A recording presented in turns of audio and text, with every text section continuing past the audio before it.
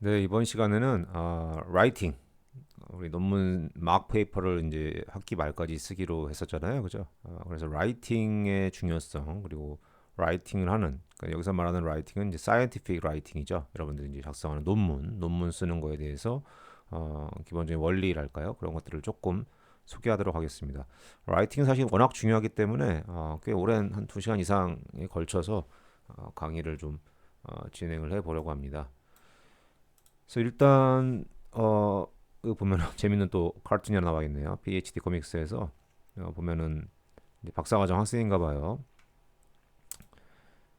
보시면 이제 thesis 아웃라인을 썼네요. 아웃라인이라고 하면 이제 한글로 하면 개요죠, 개요.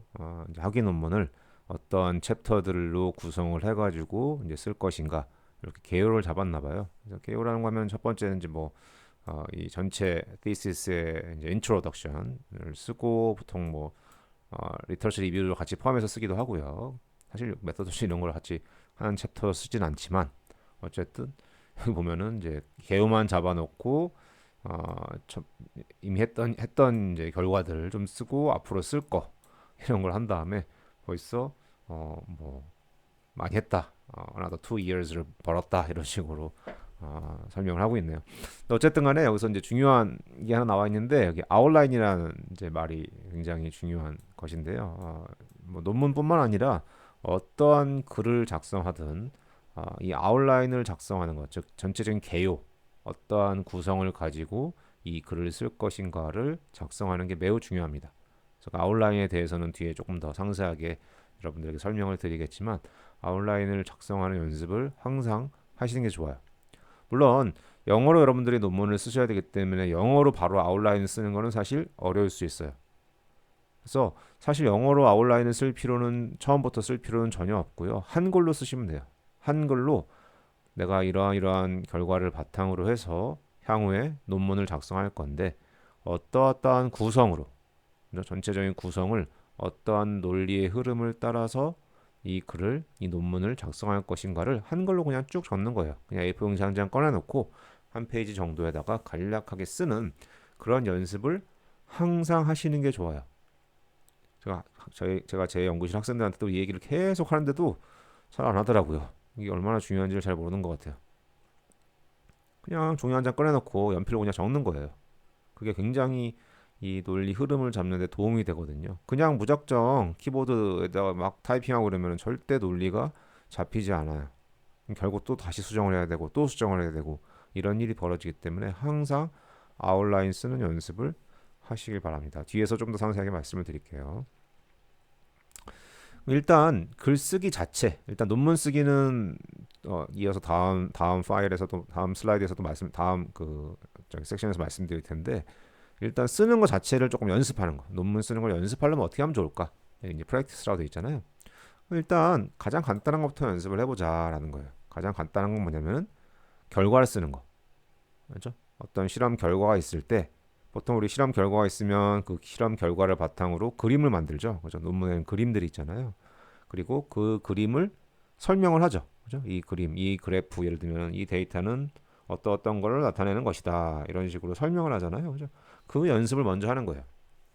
그죠? 데이터에 대한 설명은 그냥 팩트 그 자체를 전달하는 것이기 때문에 다른 내용을 쓰는 것보다는 훨씬 수월하겠죠. 어떻게 하냐면은 choose two, three figures from a paper you are reading these days. 본인이 아직 논문을 쓰질 않았으니까 본인이 읽고 있는 다른 사람 논문을 하나 고르는 거예요. 그 다음에 논문을 한 두세 개, 아니 논문이 아니라 그림을 두세 개 골라요. 그리고 그 그림만 딱 보고 그 그림에 대해서 설명하는 글을 쓰는 연습을 해보는 거예요. 그죠? 일단 그 그림 자체에 대한 설명은 그냥 결과잖아요. 리절트죠. 그죠? 리절트니까 쉽게 우리가 기술을 할 수가 있겠죠. 물론 이 논문에 해당되는 그런 문장 형식으로 쓰는 거는 연습을 많이 해보셔야 돼요. 즉 많이 읽어야 돼요. 다른 논문에서 어떻게 쓰고 있는지 그런 문장 형식은 굉장히 간단하죠 사실. 이러이러한 실험을 해서 뭐 이런 걸 얻었다, 이런 데이터가 얻어졌다 이런 식으로 보통 다 논문에서는 작성이 되어 있기 때문에 거의 비슷한 형식으로 쓰여져 있는 경우가 많은데 그렇다 하더라도 이걸 연습을 해 보셔야 좀 더 수월하게 흐름이 잘 이어지게 영어로 이제 문장을 쓸 수가 있어요. 이렇게? 그래서 일단 그림만 가지고 결과에 대해서 쓰는 연습을 먼저 하시는 거예요. 그럼 잘 쓰려면 어떻게 해야 되냐? 그죠? 계속 제가 논리라는 말씀을 드렸는데 여기 보면 logical path라는 말이 되어 있죠. 그죠? 모든 글이 다 마찬가지인데 그 논리의 흐름을 잘 따라가야 돼요. 예를 들면 어떤 실험 결과가 있다. 그러면 그 실험 결과에 대한 일단 그냥 그 자체를 설명을 하겠죠. 이러한 실험을 해가지고 이러이러한 결과가 나오더라. 수치로 봤을 때는 정량적으로 뭐 어떠하고 이런 식으로 막 설명을 할 거 아니에요, 그죠? 그죠? 그것도 사실 다 순서가 있겠죠. 그래서 예를 들면은 전체적인 그림을 먼저 설명을 하고 전체적인 경향, 예를 들면 어떤 그래프가 있다라고 하면 전체적인 경향을 설명하고 그 다음에 조금 더 디테일한 걸 설명하겠죠. 그죠? 디테일하게는 이 부분에서는 뭐가 증가하는데 뭐가 또 증가하고 뭐 이런 식으로 그죠? 전체적으로 큰 그림을 먼저 설명하고 작은 걸 설명하고 이게 사실 뭐 원론적인 그냥 방법이잖아요, 그죠? 그런 식으로 이 논리의 흐름이 어색하지 않아야 된다는 소리예요. 어떤 실험을 하고 뭐 다른 실험을 하고 이렇게 연결된다든지 큰 걸 먼저 보고 다른 걸 보고 이렇게 똑같은 그림에 대해서 설명한다 하더라도 그죠? 그게 이제 결과에 대한 기술이고 그다음 보통 논문을 보시면 results and discussion이라고 되어 있죠. 사실 result랑 discussion은 완전 다른 얘기예요. 보통 요즘은 뭐 저널마다 다르긴 한데 result 따로 discussion 따로 써야 되는 저널도 있긴 한데 요즘은 많지 않은 것 같고요. 대부분은 result and discussion이라고 같이 되어 있죠. 그렇죠? 즉 결과에 대해서 그 사실 그대로를 일단 기술한 다음에 그거에 대한 해석을 덧붙이는 거죠. 이 결과가 어떤 걸 의미하는지, 그죠? 디스커션이라는 것은 그 의미를 설명하는 부분이라고 생각하시면 돼요. 이렇게 조금 더 자세하게 말씀을 드릴게요. 그래서 좀 더 명확하게 글을 쓰려면은 이런 게 중요하다. signpost, flow, editing, specificity잖아요. 그죠? 하나씩 볼까요? signpost, 편말이라고 되어 있는데 이건 뭐야? 구분을 잘하라는 소리예요. 뭔 구분이냐? 예를 들면은 병렬적으로 나열을 하려고 한다. 예를 들면 어떤 실험 결과가 있는데 그 결과가 뭐랄까요? 뭐 실험 결과라기보다는 어떤 뭐 이론이 있는데 그 이론은 뭔가 세 가지를 설명해 준다라는 게 예를 들면 기존에 알려져 있다고 치는 거예요. 어떤 것들을 세 가지를 잘 설명해 주는 그런 이론이 있어요. 그럼 어떻게 설명하겠어요? 첫 번째 이런 거, 두 번째 뭐 이런 거, 세 번째 이런 거. 그렇게 1, 2, 3 순서로 설명을 할 거 아니에요? 여기 써 있는 것처럼. 그죠? 그죠? 뭐 당연한 지극히 우리가 당연하게 병렬적인 어떤 이야기를 한다고 했을 때 첫 번째, 두 번째, 세 번째 이런 식으로 이야기를 하잖아요. 그죠? 그런 식으로 딱 그 구분을 잘 지어주라는 소리예요. 그게 여기 말하는 이제 사인포스트 편말이라는 거고요. 그죠? 예를 들면 뭐 examples of major 아니 죄송합니다. 여기는 이런 게 examples of major signpost인데 뭘 설명하고자 하는지, 뭘 이야기하고자 하는지를 명확하게 나타내라. The aim of this study is to 이 연구의 목적은 뭐다. 그죠? 앞부분을 보면 이것만 딱 보면 이 문장에서 이 연구의 주요한 목적에 대해서 설명하려고 하는구나 라는 게 바로 판단이 되잖아요. 그죠? 그 다음 문장도 마찬가지죠. The purpose of this thesis 이 학위 논문의 목적은 뭘 하기 위해서다. 뭘 설명하기 위한 거다. 뭘 알아보기 위한 거다. 그죠? This essay argues that 다 마찬가지죠. 다 비슷한 그죠? 요 앞부분이 중요한 거야. 그래서 그죠? 어떤 문장을 쓰더라도 앞부분이 중요해요. 우리 어떤 예를 들면 문단에서 어떤 부분을 강조하냐에 따라서 두괄식과 미괄식이 있잖아요. 그죠? 앞부분의 주요한 내용을 이렇게 강조하는 걸 두괄식이라고 그러고 머리 두자를 써서 뒤쪽을 강조하는 거를 미괄식, 꼬리 밑자를 써서 미괄식이라고 그러잖아요. 논문은 무조건 두괄식으로 써야 돼요. 그죠? 논문이 길잖아요. 그죠? 우리가 수많은 논문들을 봐야 된다고 말씀을 드렸고 볼 시간이 없어요.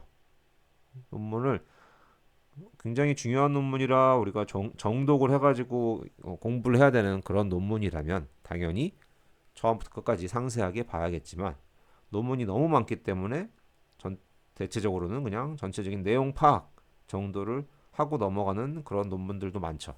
그렇죠? 그런 경우 어떻게 읽어야겠어요? 주요한 부분만 읽으면 되는 거잖아요. 그럼 주요한 부분이 어디 있어야겠어요?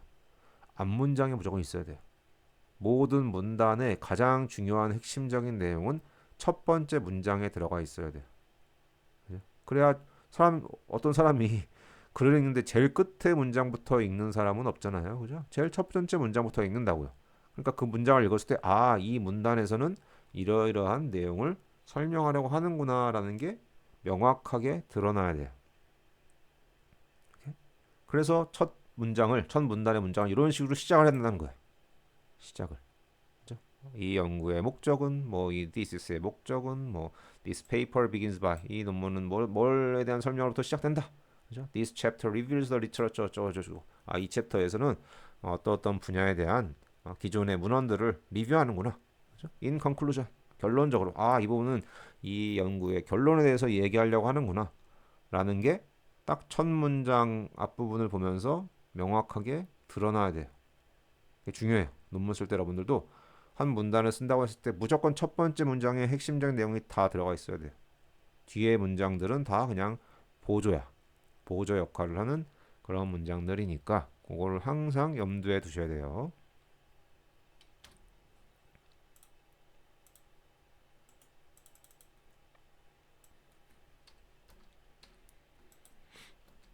그다음 플로우죠. 플로우는 뭐 당연히 그냥 논리적인 흐름을 말하는 거죠. 그죠? 문장 간에 또는 문단 간에 혹은 섹션 간에 이렇게 커넥션이 잘 이루어져야 된다. 그죠? 여기 재밌는 표현이 나와 있는데 readers do not do any work, do the work for them. 그죠? 내 글을 내 논문을 읽는 독자가 힘들게 하면 안 된다는 소리예요. 그죠? 그냥 쭉 따라서 읽었을 때 그 논리의 흐름 그대로 잘 술술술 읽힐 수 있도록 그렇게 글을 써야 된다라는 얘기예요.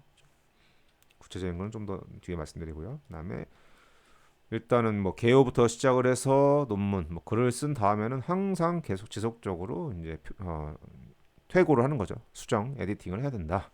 그죠? 표현 같은 걸 할지 뭐 이런 것들을 잘 에디팅을 해야 된다는 거고 마지막에 스페시피시티는 뭐냐면은 이제 여기 보면은 간단하게 쓰라는 소리예요. simple and necessary. 그죠?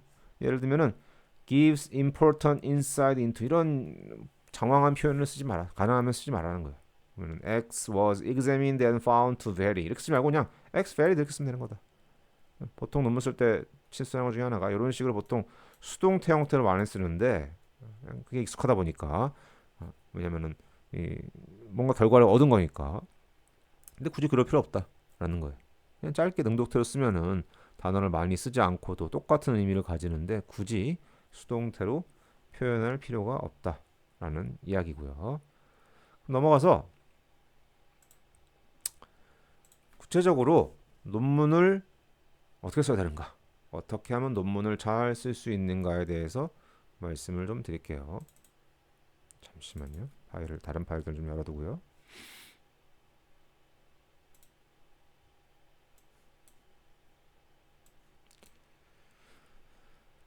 일단 How to write a professional paper라고 되어 있네요.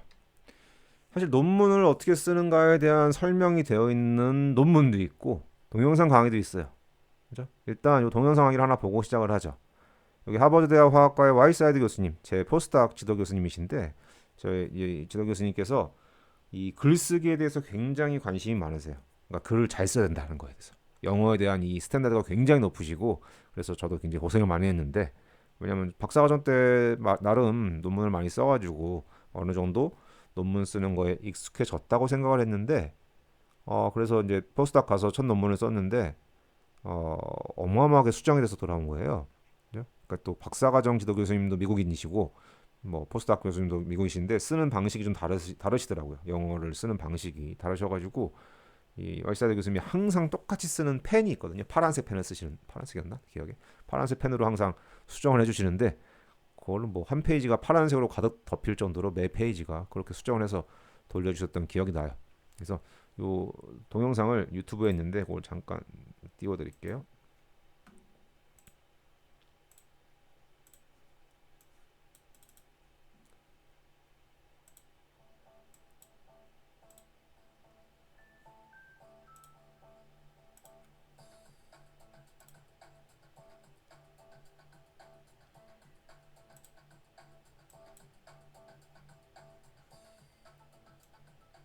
Perhaps the most important part of publishing research, besides actually doing the research, is writing your manuscript. We had the opportunity to sit down with George Whitesides, and chemical biology at Harvard University, an author of over 1,100 publications. We spoke with him about his perspective on authoring a scientific article. We found George in his office surrounded by shelves of books and a stack of journals to read. We asked Professor Whitesides what advice he would give to someone beginning the process of authoring an article. The major issue is to consider that writing is a part of the research process. There's a notion that one does research by carrying out a research project, putting together a pile of data, and then mining it at the end for writing.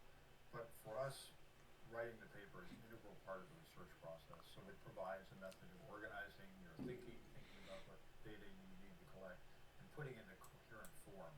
So my advice is start as soon as possible and regard it as part of the research, not a separate activity. If you start writing the article at the same time you start your research, is there a danger you will bias your results? What we do is to start with a hypothesis. And science, after all, is entirely about testing hypotheses. What one does is to suggest an idea, you do experiments to test the idea, and then you proceed from there. If the experiments disprove the idea, you toss them out and start something else. You can do exactly the same thing in writing. It's just that it's cleaner and more precise because you've put it down in words. So I don't think there's any more danger, in fact probably less danger of biasing the results based on something that's written than something that's an idea that's in the back of your head and hidden there. How do your students handle your approach of writing while you research? So there's a process in which they object mightily to the constraints of a fairly defined system for writing. But I will say that essentially all of them, after they leave and take on their own research groups, say, we're so happy we learned this because it really is extraordinarily useful. How many drafts does each paper undergo? Do you have your papers undergo an internal review?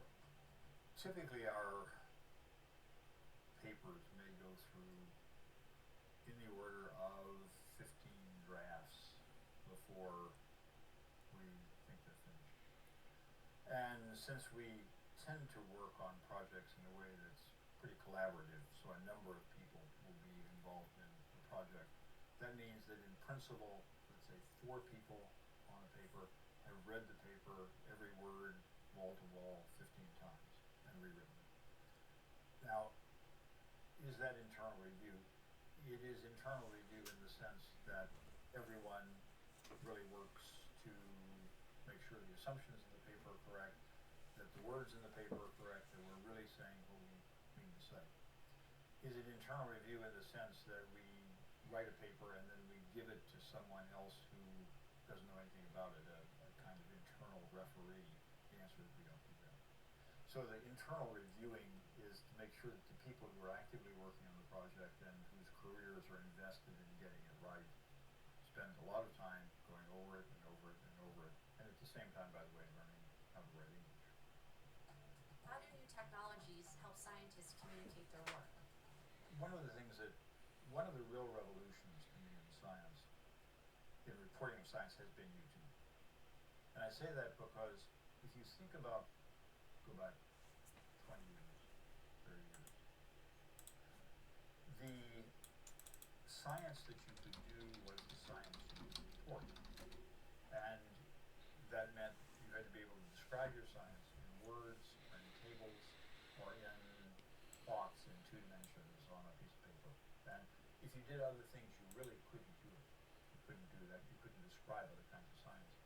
And with videos, you can now describe dynamic phenomena which are simply too complicated, too complex, too unusual, too full of information to do in words and in 2-dimensional pictures. So I think that the availability of media which distribute video has opened an enormous range of science for exploration that was just previously closed. But we don't have a very good integration of that kind of information yet with the traditional scientific paper, and that is part of the process that's being worked out now. Do authors need to be thinking of marketing their articles? Marketing is a funny word because it has a pejorative connotation. But I think the answer to the question is yes. Think about 2 classes of problems. One is a class of problems in which you are working with a lot of other people in a field to move something forward. I mean, synthetic methods are often in this category. That is, the method exists, but what people do is to improve it. It's a kind of synthetic engineering. Particularly if you're a young person, you have to differentiate yourself from others. Differentiating yourself from others in a field in which the ideas already exist is, you want to call it marketing, it is marketing. The other end of things is when you have something which is a new idea. You've come up with something that really doesn't exist at present. Then the hardest thing that I know to do is to get people to look at a new idea for the very sensible reason that to look at a new idea seriously, they have to consider taking the investment of time and learning and experience in whatever it is they're doing. Think about abandoning that to go do something new. And that's expensive and complicated and really difficult. So you have to convince them that your new idea is worthwhile being considered with that kind of serious intent, otherwise known as marketing. So if you want to call it marketing, or you want to call it persuasion, or you want to call it making a scientific case, it's all in a sense the same thing. You're trying to influence the way people think. And one of the tenets of the group has always been that if the research that we do does not change the way people think, the project is a failure. Because if it's just us talking to us, why would we do that? How concerned should I be about the title and abstract of my papers? What journalists, people who write for the newspaper and who do it professionally, say is that when a reader is scanning a newspaper, you've got basically the first two sentences to catch their attention. Because they start reading an article, and if something doesn't grab them, the title or the first sentence or two, you just go to the next paper. There's the same fighting for attention in science. And a nice picture helps, because people tend to scan articles based on pictures. An interesting title, something which catches your attention. What does that mean? That helps. And then the first couple of sentences explaining what the problem is, or what the exciting result is, or what happened. The barest abstract to catch your attention. If your attention is caught, then you'll explore the paper further. But everything that you read does have that characteristic of there's this mass of stuff. You have to pick out one of the mass and pay attention to it, and what's the basis for picking that one? And we need to, all of us, compete on that basis.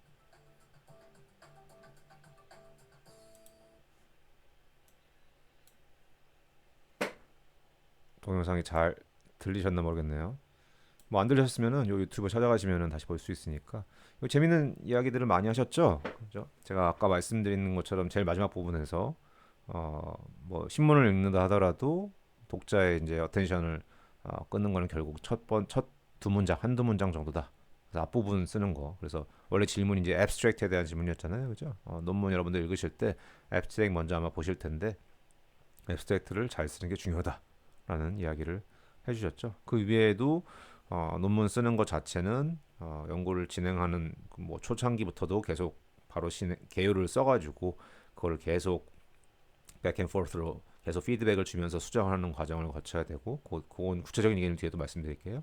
그리고 제 경험을 통해서, 그리고 논문에 참여하는 모든 저자가 다 논문을 계속 그 예로 들었던 거에서는 15번 정도 계속 수정을 계속 반복해서 해야 된다라고 말씀을 해주시죠. 보통 그러지 않을 거예요. 아마 여러분들이 논문을 쓴다 하더라도 보통 주저자만 논문 쓰고 수정하고 하는 거에 주로 관여하지, 공저자들은 사실 잘 관여를 안 하려고 하는데, 연구 윤리적인 규정을 그냥 따지면은 모든 논문에 들어가는 저자들은 다 논문 수정에 관여를 계속 해야 돼요. 계속 읽어야 된다는 소리예요. 반복적으로. 교수님이 수정을 해주시면 또 읽고 해가지고 수정하는데, 공저자라 하더라도 항상 관여를 해야 된다는 거를 명심하셔야 돼요. 왜냐면 연구윤리 규정이 있는데, 나라에서 정한 그거에 따르면은, 그렇게 하지 않으면 사실 저자에 넣으면 안 되는 거예요. 사실 그래서 되게 엄격하거든요. 연구윤리가 엄밀히 따지면은 안 걸릴 사람이 없을 정도로. 그래서 왈사드 교수님 같은 경우에는 제가 앞에서 그 리터러처 설치 부분에서도 말씀드렸지만 현존하는 과학자 중에 아마 가장 높은 H 인덱스를 갖고 계실 거고요. 좀 전에 잠깐 살펴봤는데 몇이었냐? 아까 230 아니 몇이었죠? 엄청 수치가 높더라고요. 그러니까 뭐 지금 연세가 39년생이시니까 우리 나이로 83이신데도 아직도 연구실에 한 열 몇 명이 있더라고요. 주로 포스트하긴 하지만 그래서 대단하신 것 같고 평생 쓴 논문이 1300 몇십 편이에요. 그러니까 교수를 되게 일찍 되셨기 때문에 20대에 교수가 되셨는데 그걸 감안한다 하더라도 1300편을 쓰려면은 매년 평균적으로 한 2, 30편 정도를 매년 쓴 거죠. 대단하다고 말씀드릴 수가 있는데 아직까지도 계속 논문을 쓰고 계시니까 그렇게 연세가 80이 넘으셨는데도 그러니까 제가 뭐 여담이지만 제가 포스닥 할 때 뭐 경험을 했지만 제가 살면서 만나본 사람 중에 제일 똑똑한 사람인 것 같아요. 그러니까 거의 뭐 속된 말로 천재, 초천재. 그러니까 모든 분야에서 모르는 게 없는 정도로 뭐 화학이면 화학, 뭐 물리, 뭐 기계 할 거 없이 워낙 다양한 분야를 연구하고 계시기 때문에 굉장히 다양한 분야에 대한 지식을 뭐 다 갖고 계세요. 다 그냥 깊이 있는 지식을. 그러니까 뭔가 대화하기가 너무 힘들더라고요. 뭔가 약간 압도되는 느낌? 천재랑 막 이야기하는 느낌. 또 키도 엄청 크세요. 아까 이제 앉아 계신 모습 나왔는데 뭐 190몇 이러거든요. 그러니까 막 옆에 서 있으면 굉장히 막 압도되는 느낌이라서 그런 기억이 있는데 어쨌든 와이사드 교수님께서 이 라이팅, 잉글리시 라이팅에 대해서 굉장히 관심이 많으셔가지고 논문을 잘 써야 된다는 걸 굉장히 많이 강조를 하셨었거든요. 그래서 이런 유튜브도 있고 사실 논문도 있어요. 뒤에 논문이 나오던가? 여기는 써 있는 것 같은데 뭐 How to write a paper 이런 걸로 한번 검색해 보세요. 그러면 안게바텐가 어드밴 뭔가에 나온 그 논문이 있어요. 이 논문 개요부터 시작을 해가지고 논문 쓰는 법에 대해서 쓴 간단한 뭐 한 세네 페이지 정도 되는 논문이 있거든요. 그래서 그것도 한번 읽어보시면 도움이 될 거예요. 그래서 이제 논문이라는 거 여러분들이 쓰시게 될 텐데 논문에 여러 가지 형태가 있다는 거죠. 레터 혹은 뭐 커뮤니케이션이라고 불리는 좀 짧은 논문이 있고 긴 풀 페이퍼가 있고 뭐 리뷰 페이퍼가 있고요. 보통 레터라고 하는 짧은 논문은 이런 정도 구성으로 되어 있고 보통 그림이 그러니까 페이지도 좀 제한된 경우가 많고 한 뭐 서너 페이지 정도로 그림도 한정된 그림만 보통 넣게 규정이 되어 있죠. 몇몇 저널들이 이런 레터나 커뮤니케이션을 갖고 있고 일단 풀 페이퍼는 굉장히 상세한 내용을 적는 그런 논문이고요. 그림도 훨씬 많고 많은 저널들이 이렇게 풀 페이퍼를 또 가지고 있고요. 리뷰 페이퍼는 어떤 특정한 분야에 대해서 이제 전반적으로 이제 문헌 조사를 해가지고 쓰는 그런 논문이죠. 그래서 리뷰 페이퍼들이 보통 페이지도 엄청 길고 막 수십 페이지 넣고 임팩트 팩터도 굉장히 높죠. 왜냐하면 많은 사람들이 이 리뷰 페이퍼를 이제 참고 문헌으로 인용을 하기 때문에 그래서 보통 일반적으로는 이제 레터 같은 경우가 풀 페이퍼에 비해서는 훨씬 더 내기가 힘들죠. 그러니까 더 짧다는 얘기는 그만큼 더 중요한 일이라는 소리거든요. 더 시급하게 내야 되고 더 중요한 일이 상대적으로 똑같은 저널이라 하더라도 풀 페이퍼에 비해서는 레터로 논문을 쓰는 게 상대적으로 더 어려워요. 그래서 여러분들이 앞으로 저널 고르고 하는 거는 뭐 본인들이 스스로 연구하시고 이제 결과를 내시면 다 논문을 쓰시게 될 테니까요. 아까 말씀드린 게 이거군요. 어드밴스 머티리얼에 2004년에 나온 논문 이걸 한번 찾아보시면 논문 쓰는 법에 대해서 나와요. 그래서 와이사드 교수님이 항상 강조했던 게 아웃라인, 논문 개요를 써라. 개요부터 시작을 해야 된다. 개요는 언제 시작을 해야 되냐? 앞에서도 뭐 그 인터뷰에서 그런 질문이 나왔었는데 거의 연구 시작 막 시작하자마자 쓰라는 건 아니고요. 연구를 시작을 해서 그냥 그림 한두 개 정도 그릴 정도의 결과가 나왔을 때 바로 시작을 해라 라는 거예요. 아까 말씀드린 대로 그러면 개요는 어떻게 써야 되냐? 그냥 전체적인 논문의 구성을 쓰는 거예요. 어떻게? 종이 한 장 갖고 와서 연필로 쓰는 거예요. 연필로. 인트로덕션은 뭐 이런 대충 이런 내용 쓸 거고 결과 부분에는 이러이러한 내용들을 쓰고 이런 그림들을 넣어야지. 이런 식으로 간단하게 전체적인 논문의 구성, 논리의 흐름 정도만 쓰는 거예요. 뒤에서 제가 예전에 포스터 할 때 썼던 아웃라인 하나 보여드릴게요. 상세한 내용들 각 문단에 써야 되는 상세한 내용은 나중에 쓰면 된다. 핵심적인 내용만 딱 써놓으면은 전혀 미리 쓸 필요가 없다. 아까 말씀드린 대로 블랭크 피스 오브 페이퍼 종이 하나 갖고 가지고 그냥 손으로 적어라. 라는 거예요. 그럼 뭘 일단 적어야 되냐? 중요한 내용들 이런 것들을 적으라는 거예요. 첫 번째, Why did I do this work? 이 연구를 하게 된, 이 논문을 쓰게 된 계기가 뭐냐? 이 논문의 주제가 뭐냐? What does it mean? 그죠? 비슷한 얘기죠. 그죠? 이건 약간 배경의 의미고 주제가 뭐고 What hypothesis did I mean to test? 이 연구의 가정이 뭐냐? 뭘 테스트하려고 했냐? 뭘 확인하고자 했냐? 그다음에 which ones did I actually test? 실제 테스트한 결과라 말하는 거죠. 결과. 그래서 결과. 그다음에 did the work yield a new method of compound? 뭐 새로운 방법을 우리가 개발한 게 있는지. 그다음에 what measurement did I make? 그죠? 뭐 실제 활용한 방법. 이거는 뭐 experimental이나 혹은 이제 result에 들어갈 만한 그런 내용들이죠. 그래서 이런 것들에 중점을 둬서 사실 제일 중요한 거는 앞에서도 말씀드렸지만 앞부분이에요. abstract하고 introduction. 즉, 이 연구를 왜 했는지, 무엇을 했는지, 어떻게 했는지가 명확하게 논문 앞부분에 드러나 있어야 돼요.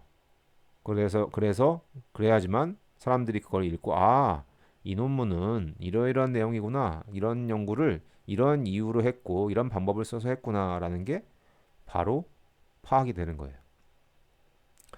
그래서 뒤를 보시면 일단 크게 봤을 때 인트로덕션 있고 리절트 앤 디스커션, 컨클루전 이렇게 돼 있잖아요. 그죠? 인트로덕션은 이런 게 들어가는 거예요. 방금 전에 얘기했던 거. 연구를 한 계기, 목적이 뭔지, 그죠? 기본적으로 모티베이션이 뭔지, 뭘 확인하려고 했는지, 어떤 가정을 확인하려고 했는지가 들어가야 되고요. 리절트 앤 디스커션은 말 그대로 실험 결과, 그리고 그 결과에 대한 해석. 그다음에 컨클루전은 저도 사실 컨클루전을 그냥 앱스트랙트하고 좀 유사하게 쓰는 습관이 있는데 사실 좋지 않은 습관인데요. 기본적으로 컨클루전하고 앱스트랙트는 좀 달라요. 앱스트랙트는 말 그대로 요약문이고요. 컨클루전은 이 실험 결과로부터 우리가 얻은 것. 여기 보면 what did I learn이잖아요. 그죠? 이 결과로부터 우리가 무엇을 알 수 있으며 이걸 바탕으로 해서 어떤 거에 적용할 수 있는지 이런 내용을 적는 거예요.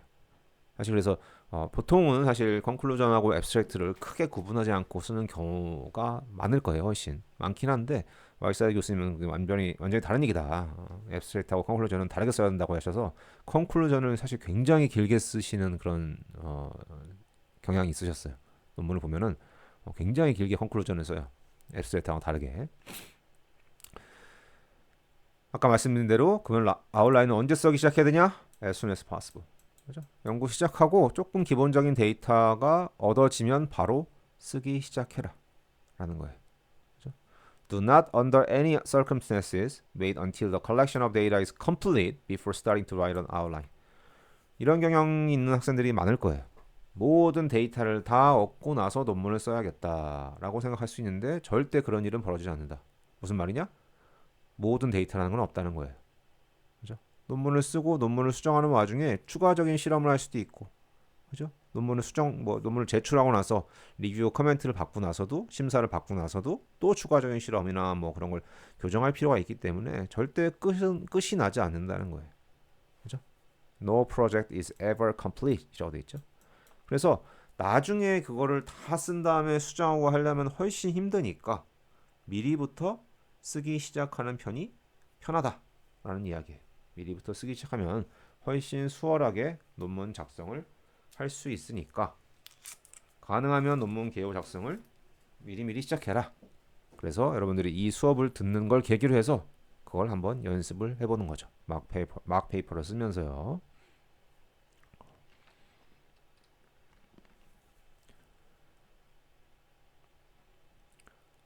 뭐 과정을 보여주고 있죠. 똑같은 얘기죠. 그냥 뭐 처음에 아웃라인 쓰고 뭐 앱스트랙트는 사실 마지막에 쓰는 내용이고 뭐 이건 앞에서 했던 내용과 똑같은 얘기니까 다시 말씀드리진 않을게요.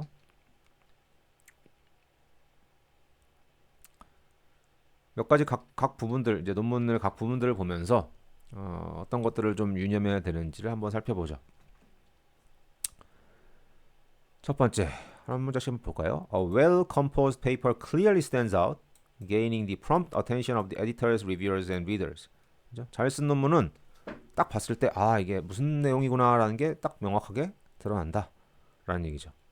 그게 드러나게끔 써야 된다는 소리죠. 여러 가지 측면에서 제목부터 해서 abstract, introduction 다 마찬가지로 Be aware of the guideline of the journal to avoid immediate rejection from the editor. 여러분들이 논문을 아직 제출해보지 않으셔가지고 그 절차를 잘 모르시는 분들이 많으실 것 같은데요. 논문이라는 건 어떻게 하는 거냐면요. 방금 말씀드린 대로 논문 개요부터 시작을 해가지고 논문을 한 편, 예를 들면은 몇 달에 걸쳐서 완성을 했다고 치죠. 그럼 그 논문의 이제 퀄리티를 스스로 판단하는 거예요. 교수님과 같이 상의를 해가지고 판단해서 이 정도 되는 저널에 제출을 하면 좋을 것 같다라고 결론을 내리는 거죠. 그래서 그 저널에 제출을 해요. 그럼 그 논문 자체도 제출하지만 그 논문에 딸려 있는 이 커버 레터라는 걸 써야 돼요. 그러니까 즉 편지글이야. 에디터한테 쓰는 그 논문의 편집자한테 쓰는 편지글이에요. 그럼 그 편지글을 또 역시도 굉장히 잘 써야 되는데 편지글에 어떤 내용이 들어가야 되냐면은 그 논문에 대해서 소개를 해야 돼요. 그 편집자는 물론 굉장히 좋은 저널들의 편집자니까 아무래도 다양한 분야에 대해서 좀 알고 있긴 하겠지만 그렇다 하더라도 내 분야, 내가 쓴 이 논문에 대해서 아주 상세한 내용은 모르고 있을 가능성이 높거든요. 그러니까 그 편지 글을 통해서 그 편집자를 설득을 해야 되는 거야. 이 연구, 내가 쓴 이 논문이 얼마나 중요하고 왜 중요한지 그거에 대해서 일단 각인을 시키고 그 다음에 이 결과를 우리가 어떤 결과들을 얻었고 이 결과가 얼마나 중요한 의미를 갖는지를 간략하게 보통은 한 페이지 정도 이내로 해가지고 편지글을 쓰는 거예요. 그러면은 에디터들은 그 각각의 논문들을 다 일일이 살펴볼 시간이 없기 때문에 바쁘기 때문에 그 편지글을 일단 보고 판단하는 거죠. 이걸 한번 읽어보고 그럴듯하네. 그럼 충분히 우리 저널에서 심사해 볼 만한 가치가 있겠다라고 판단을 하면은 심사위원들한테 보내는 거고 그렇지 않고 그냥 편지글만 봤는데도 이거 좀 별론 것 같아 라고 판단을 하면은 그냥 바로 리젝션, 거절을 하고선 그냥 다시 돌려보내는 거예요. 그렇기 때문에 논문 그 자체도 혹시 에디터가 볼 수도 있겠지만 어쨌든 그 커버레터 자체를 굉장히 잘 설득력 있게 쓰는 것도 굉장히 또 중요해요. 뒤에서 커버레터 얘기가 또 나오게 될 테니까요. 그 다음에 논문 낼 때 모든 저널을 살펴보면은 여기 Author's Introduction이라고 해가지고 어떤 식으로 논문 그 파일을 준비해야 되는지 이런 게 상세하게 잘 홈페이지에 써 있어요. 그래서 그런 걸 잘 읽고 준비하라는 소리예요. 그걸 좀 더 허접하게 준비하면은 그냥 에디터가 보고선 별로라고 생각해가지고 바로 리젝션을 주는 경우가 있을 수 있기 때문에. 그래서 구조들을 보면은 논문을 보면은 보통 뭐가 있냐면 제목상에 있죠. 제목에 대해서는 앞에서도 말씀을 드렸으니까 제목도 굉장히 중요하다는 걸 말씀드렸고 그 다음 가장 중요한 게 중에 하나가 abstract. 초록이에요. 초록. 보통 한글로 하면 초록 혹은 요약문이라고 하죠. 그렇죠? 요약문은 잘 써야 돼요. 어떻게 잘 써야 되냐면 여기 어떻게 써야 되냐고 써있냐면은 in such a way that any reader who is not familiar with the topic will be able to understand and appreciate the main points of the study. 요약문을 딱 읽었을 때 이 연구는 이런 연구구나라는 게 딱 파악이 될 수 있도록 구체적으로 파악이 될 수 있도록 적어줘야 돼요. 그리고 심사위원이라고 하더라도 무조건 내 연구 분야에 대해서 구체적으로 잘 알 수 없을 수도 있어요. 아는 사람도 있겠지만 모르는 사람도 있을 수 있어. 아주 자세히는. 잘 모르는 사람이라 하더라도 이해할 수 있을 그런 수준으로 쉬운 영어로 그죠? 쉽게 구체적으로 잘 써야 된다라는 말이에요. 그죠? 좀 막연하지만 그 다음에 논문을 또 여러분들이 찾아보시면 TOC 그래픽이라는 게 있죠. Table of Contents라고 해가지고 그 논문을 간단하게 요약해서 보여줄 수 있는 작은 그림 같은 게 보통 있잖아요. 그죠? 그 그림도 보통 다 여러분들이 논문 제출할 때 만들어야 돼요. 그림만 딱 보더라도 어느 정도는 이게 이 논문은 이런 연구에 대한 것 같다 정도로 판단할 수 있도록.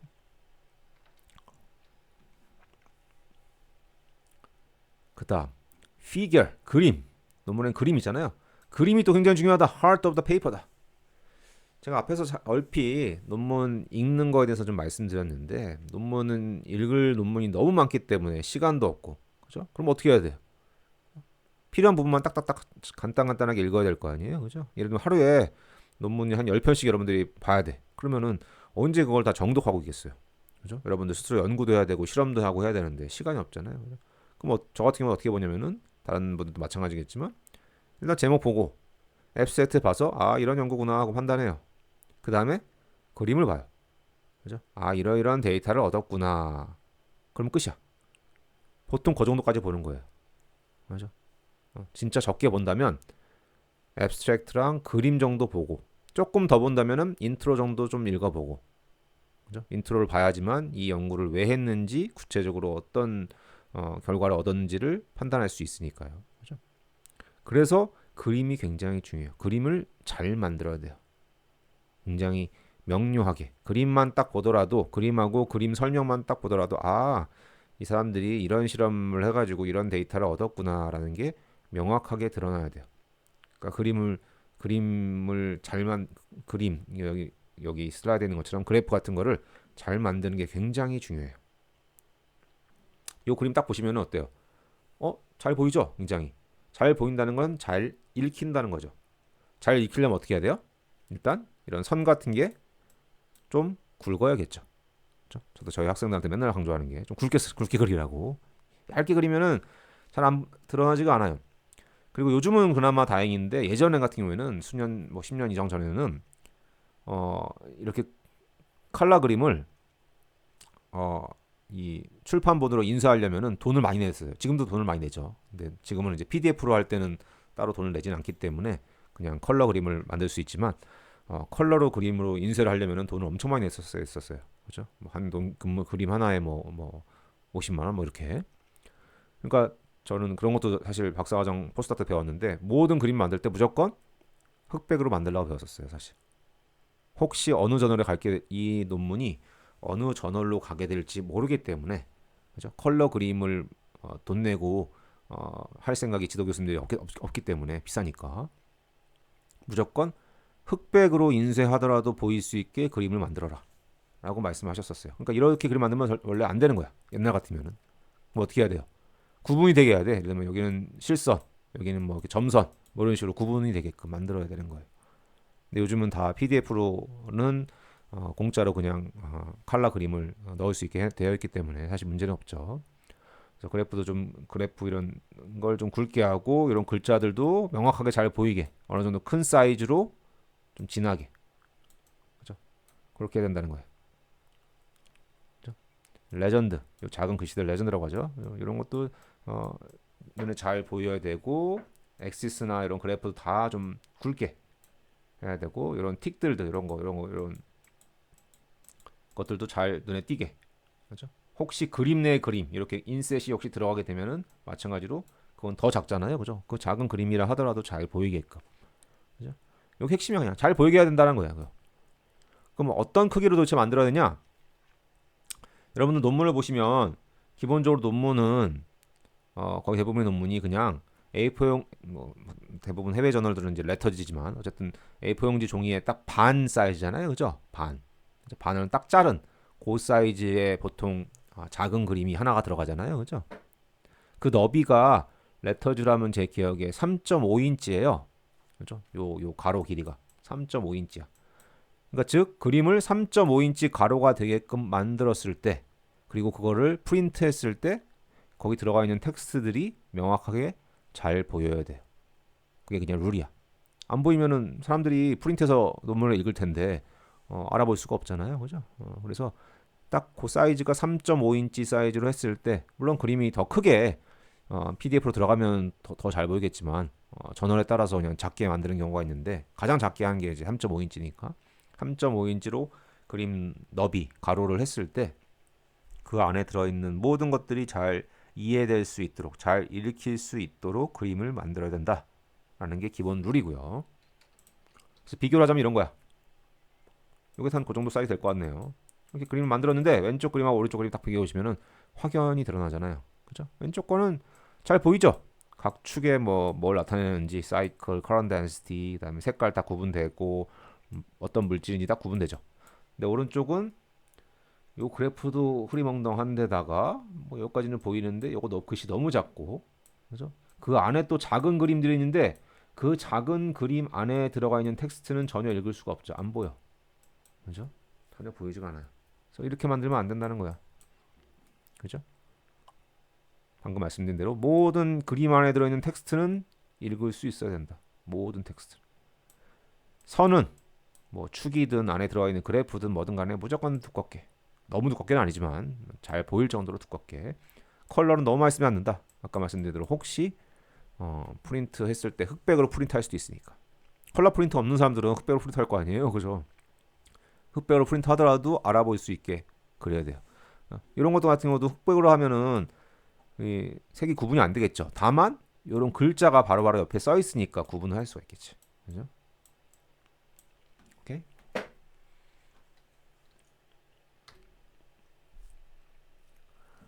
그래서 앞부분 지금 뭐 타이틀, 이제 앱스트랙트, TOC 이미지까지 나왔죠. 그다음 메인 텍스트. 거기에 이제 결과랑 뭐 디스커션 이런 게 들어가게 되겠죠. 그죠? 어떤 실험을 했고 어떤 결과를 얻었는지 그리고 그거에 대한 해석. 그다음에 마지막으로 컨클루전. 아까 말씀드린 대로 컨클루전은 사실 앱스트랙트를 그냥 반복하면 안 된다고 돼 있어요. 원론적으로. 그죠? 원론적으로는 안 되고 그 결과에 대한 뭐 좀 더 상세한 해석이랄지 그다음에 뭐 아직 남아 있는 문제들.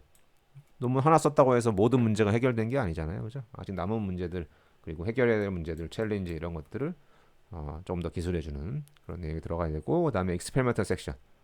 실험 방법. 그죠? 이 연구를 진행하는 데 있어서 뭐 어떤 물질을 사용했고 어떤 실험 장치를 이용해서 뭐 측정을 했고 이런 등등등이 또 역시 굉장히 상세하게 디테일드 인포메이션. 왜냐하면 다른 사람들이 또 이 내가 쓴 논문의 실험을 똑같이 재현해 보려고 할 수 있거든요. 그러니까 굉장히 상세하게 쓰셔야 돼요. 다음 마지막으로 이제 참고문헌이 들어가죠. 그죠? 참고문헌 그 저널 형식에 맞게 앞에서 배운 대로 엔드노트 같은 걸 써서 하면은 잘 정리가 된다.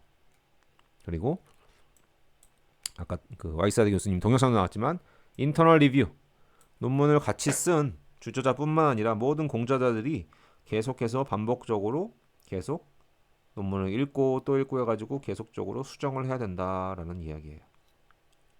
오케이?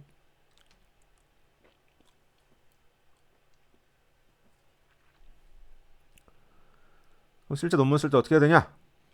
그죠? 일단 그림 만드는 거. 그죠? 그림은 우리가 작은 그림을 만들었을 때 3.5인치 가로 길이로 만들었을 때 잘 보여야 되기 때문에 가능한 한 처음 만들 때 해상도를 높게 하기 위해서 크게 만드는 게 좋아요.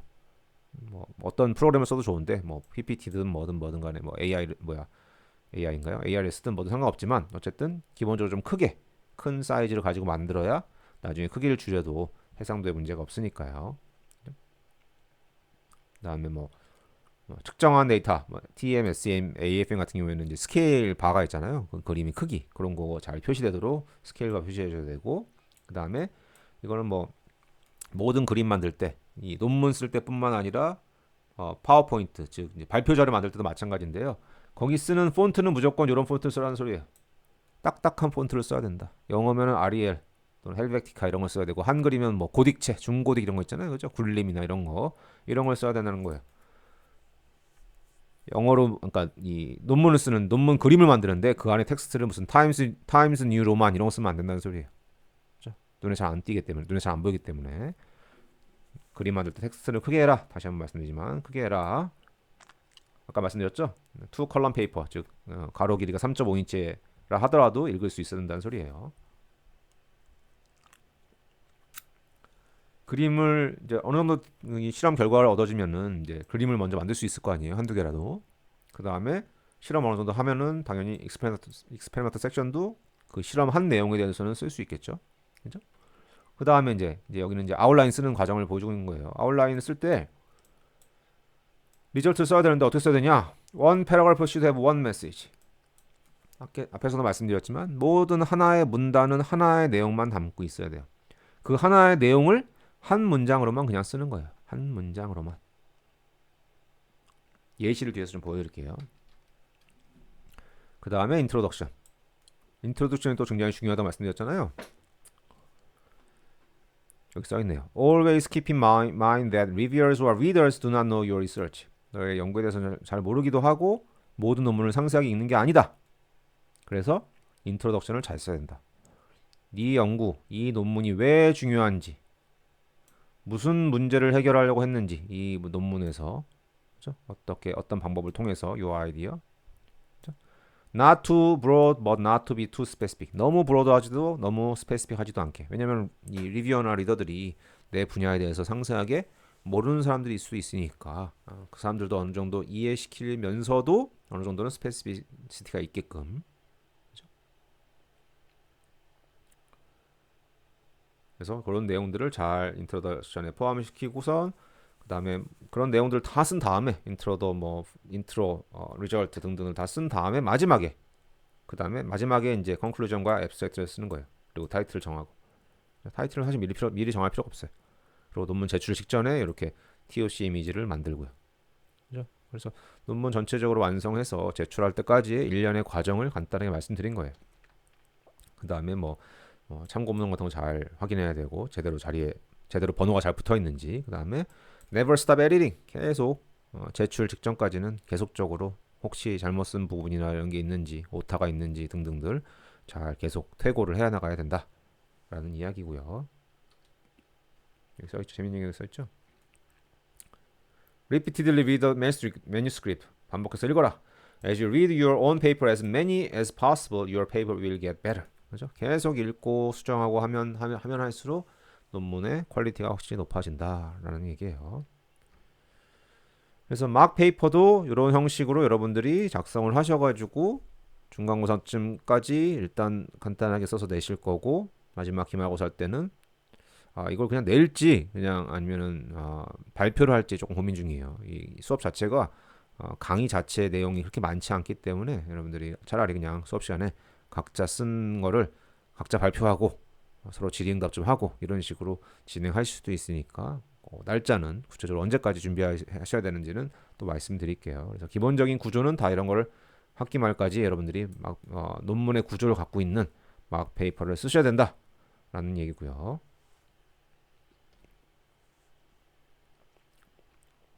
막 페이퍼 얘기한 김에 막 페이퍼를 잘 쓰려면 어떻게 될까? 물론 계속 학기 중에도 다시 한번 말씀을 드리겠지만 일단 논문을 쓰는 것이기 때문에 관련 분야의 논문을 많이 읽으셔야 돼요. 여러분들이 현재 진행하고 있는 연구에 대해서. 그렇죠? 이거 제일 첫 시간에도 한번 보여드렸었죠. 최소한 10개 이상을 읽고 이미 여러분들이 연구 주제를 이미 갖고 있다라고 하면 그 주제를 그냥 하시면 되고 없다. 그러면 앞으로 할 주제에 대해서 여러분들 각자 연구실에서 할 주제에 대해서 하나를 구체적으로 선정을 해가지고 이 논문 쓰는 연습을 하실 거예요.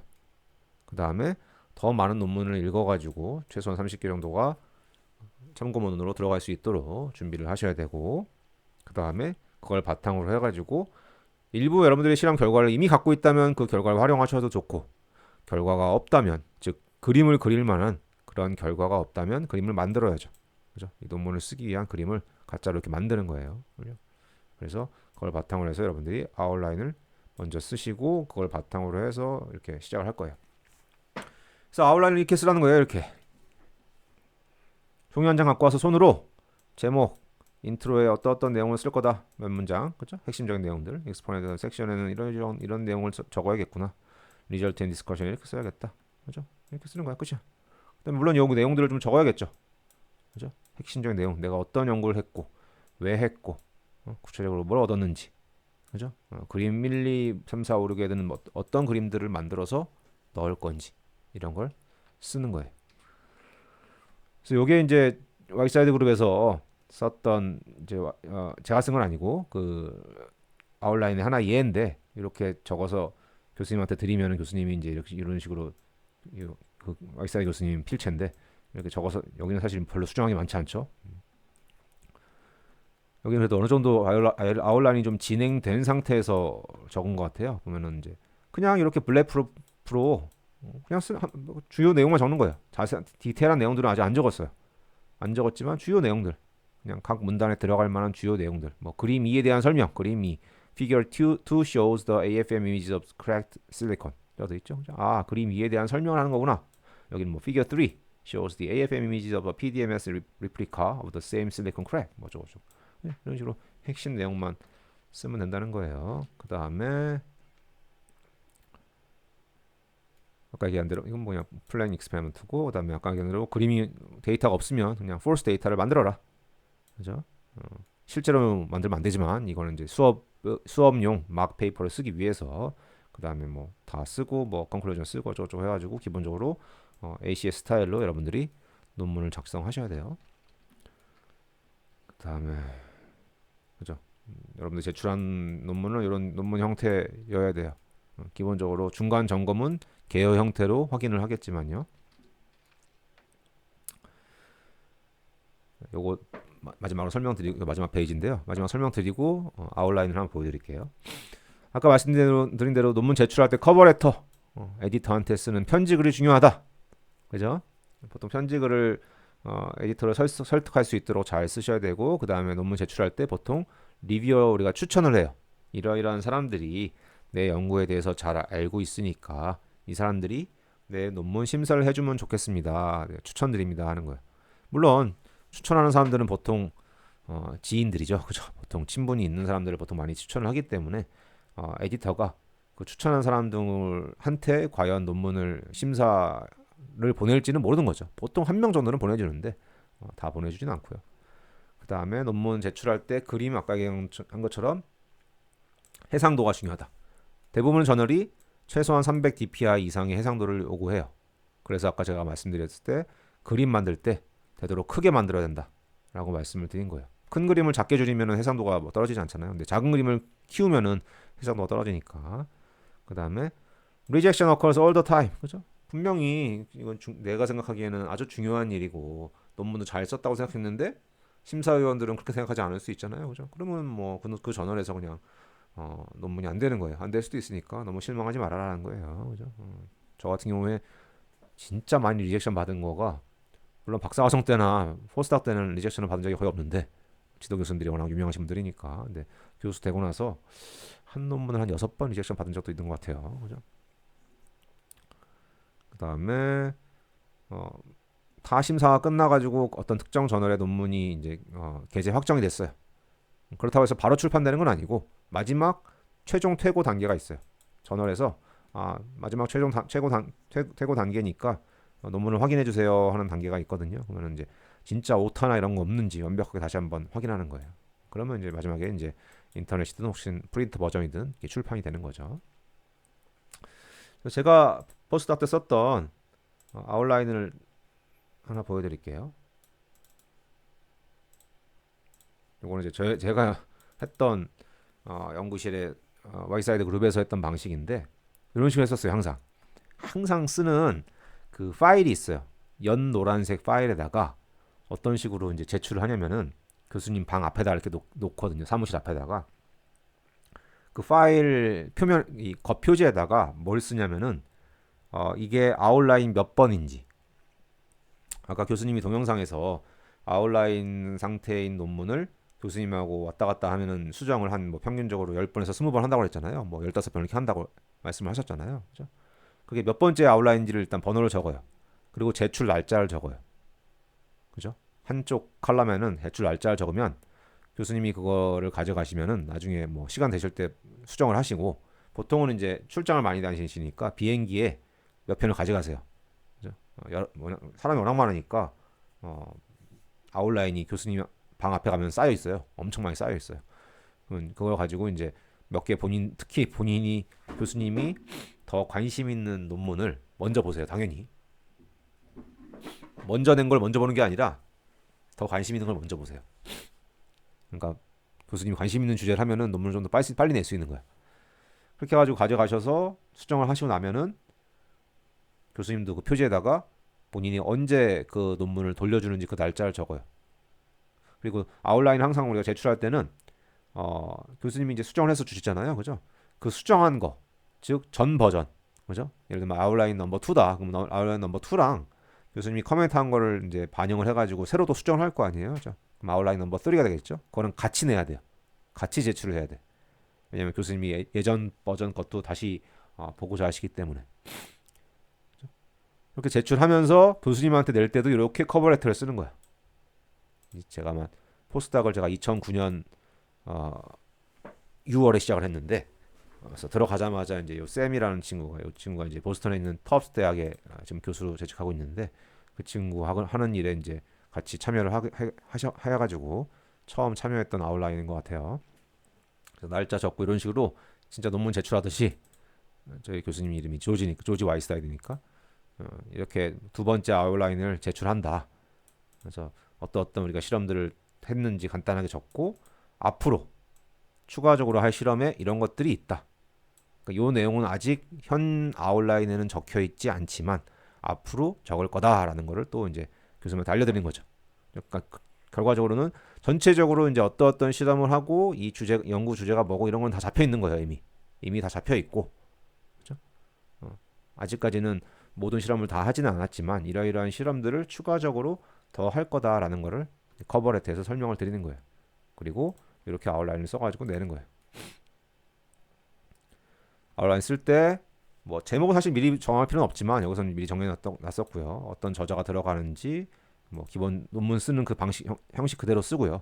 아웃라인 번호, 앱세트는 나중에 쓰면 된다고 그랬잖아요. 그죠? 나중에 쓸 거고 이 결과가 다 나오면은 이러이러한 전화를 냈으면 좋겠습니다 하고 이제 우리가 그냥 제안을 하는 거예요. 꼭 이전에 전화를 낸다는 보장은 없어요.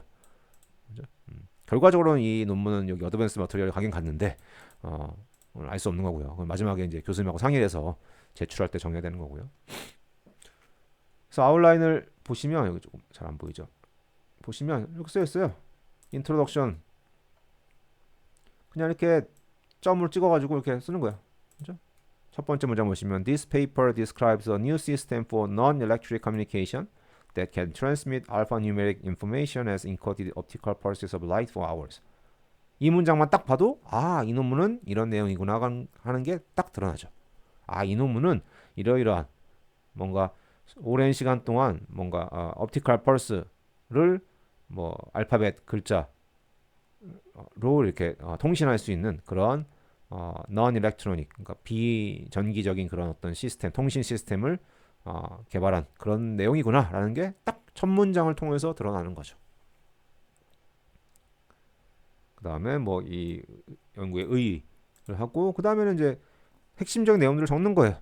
핵심적 내용들. 딱 이게 뭐 문장으로 적혀 있지도 않죠. 그냥 이렇게 그냥 핵심적 내용들만 하나의 문장으로 이렇게 적고 뭐 이렇게 적고 등등등 이렇게 그냥 보여주는 거예요. 그렇죠? 실제 논문 형식은 아니지만 주요 핵심적인 내용들 적고 잠시만요. 키울 수가 없네. 밑에 보시면 그림도 뭐 대표적인 거 한두 개씩 들어가 있고 여기 이런 그림. 실제 이 그림은 쓰지는 않았어요. 왜냐면 논문을 수정하면서 이 그림을 이제 더 예쁜 그림으로 뭐 수정을 했거든요. 어쨌든 대표 그림 이런 모양이다. 이런 걸 보여주고 리절트 부분도 마찬가지로 이렇게 구체적으로 뭐뭐 했는지 핵심적인 내용들만 적고 뭐 그림 하나 또 이렇게 들어가 있고요. 이 정도. 그림이 딱 세 개나 있네. 그죠? 세 개나 들어가 있는 거예요. 다른 부분은 하나도 안 적었지만. 그래서 이런 식으로 이건 사실 아웃라인 2번 아웃라인 치고는 굉장히 많은 내용이 적혀 있는 건데 이거는 이제 요 샘 토마스라는 친구가 이미 기본 요 논문의 아이디어를 다 갖고 있고 어떤 실험을 할 건지까지도 이미 다 정해놨기 때문에 이미 이제 스토리 자체가 정해져 있기 때문에 좀 많이 쓴 거고요. 사실 이렇게까지 많이 쓸 필요는 사실 없어요. 기본적으로는 조금 더 적은 내용이긴 하더라도 기본적으로 이 연구, 이 논문은 이런 주제고 이런 스토리를 통해서 진행해 나가겠다 정도를 담고 있는 그림 한두 개가 있다 하더라도 그런 정도 내용으로 여러분들이 막 페이퍼를 일단 쓰셔야 돼요. 그죠? 4월 한 중순 말까지 쓰셔서 제출하시고 그다음에 제가 확인하고 그러니까 여러분들 제출하시던 아니면 쓴 거를 수업 시간에 발표하든 아마 발표할 가능성이 더 높을 것 같아요. 그죠? 여러분들 우리가 수업이 시간이 많이 남을 것 같아서 그런 식으로 진행을 해 나갈게요. 그래서 우리가 라이팅에 대해서는 조금 더 상세한 내용들을 또 다음 시간에 이야기를 하긴 하겠지만 일단은 기본적인 내용들을 이렇게 말씀을 드렸으니까 다시 한번 확인을 해보시길 바랍니다.